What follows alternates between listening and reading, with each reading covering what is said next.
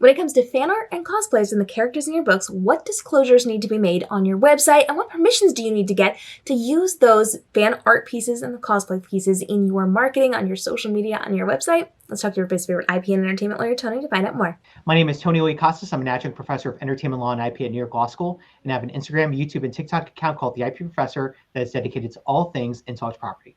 As authors, we want to get fan art, we want to get cosplays of our characters, we want people to get involved and create the cool, creative, artsy things about our characters.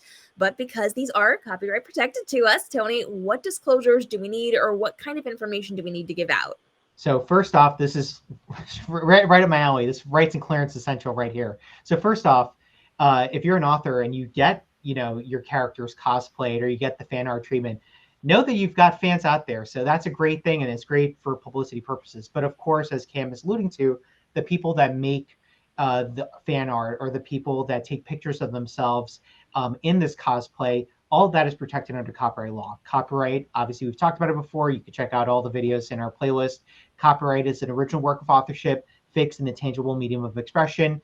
The works of authorship extend to every form of media out there, whether you're talking about a photo, painting, sculptures, artwork, film, television shows. It runs the whole gamut.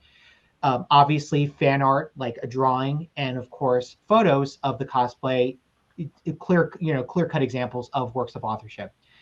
Just because they're portraying your characters or your subject matter that's relevant to your book, that doesn't mean that you have now carte blanche access to use that photo.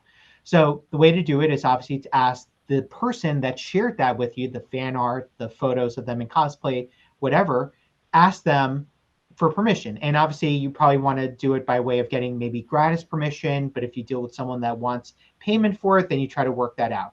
But always ask for permission. At the end of the day, there is no fair use argument out there. There is no other legal principle that will justify you being able to use that photo or that fan art without asking for proper permission. So contacting the proper copyright owner. Hey, so-and-so, thank you so much for doing this fan art related to my book. I feel so honored. Would I be able to use this in my social media accounts? Would I be able to use this on my website?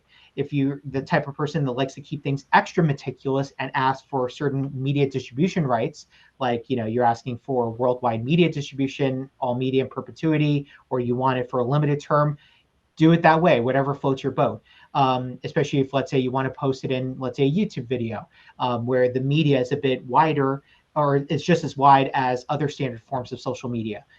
You can ask as much or as little as you want, but basically asking for permission.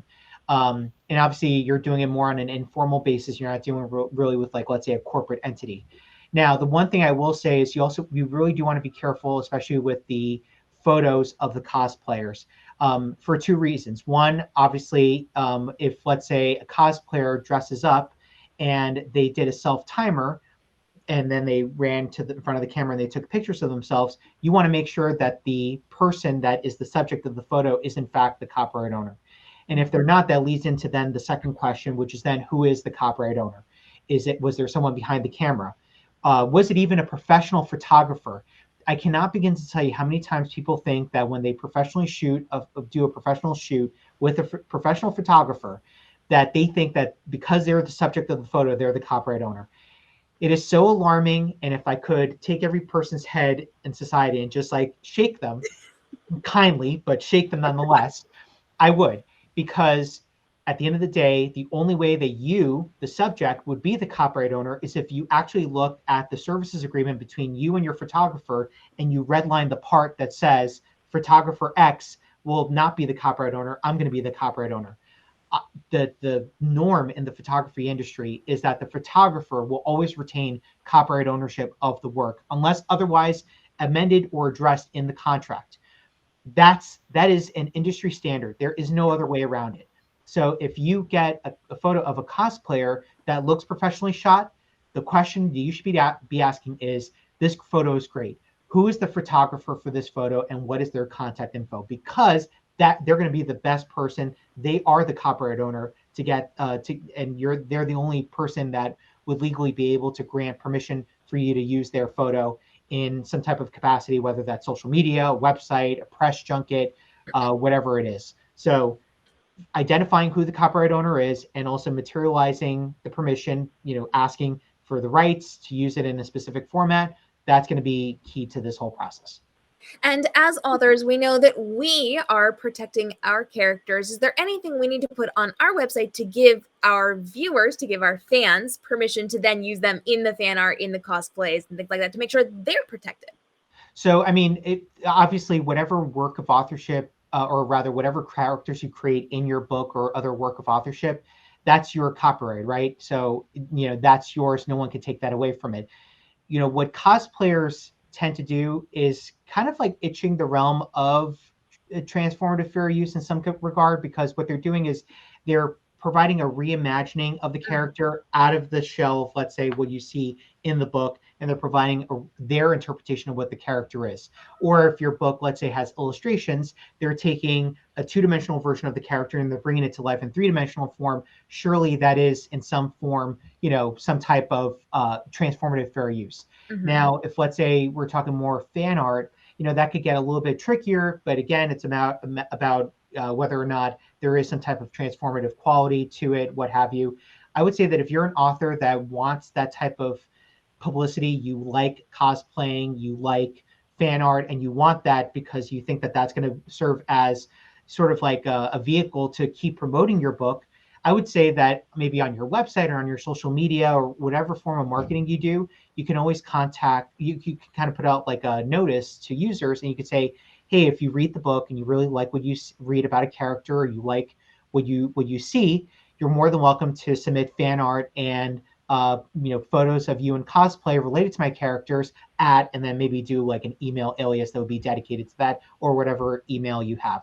I think that would sort of let your guard down a little bit. You're not like some like Scrooge, if you will, that doesn't want cosplay or fan art, but also it would now allow you the vehicle to get these photos, get this fan art, and you could get the permission, by way of having dual correspondence. Now, one other thing with that in mind, you could also have it where you can solicit fan art and cosplay, but part of that you can even include a notice that says, by you emailing this fan art and photo of you in cosplay, you are unilaterally giving me permission to use it in some type of format for marketing on a social media platform, a website, wherever else, a newsletter, wherever else this product may be disseminated.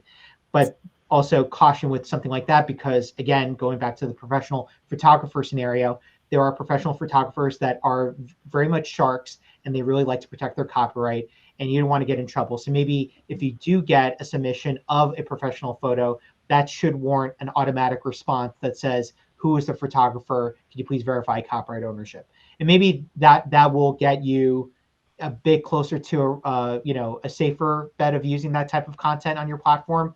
But that could be the workaround for authors out there that are that want that type of community building experience with their fans.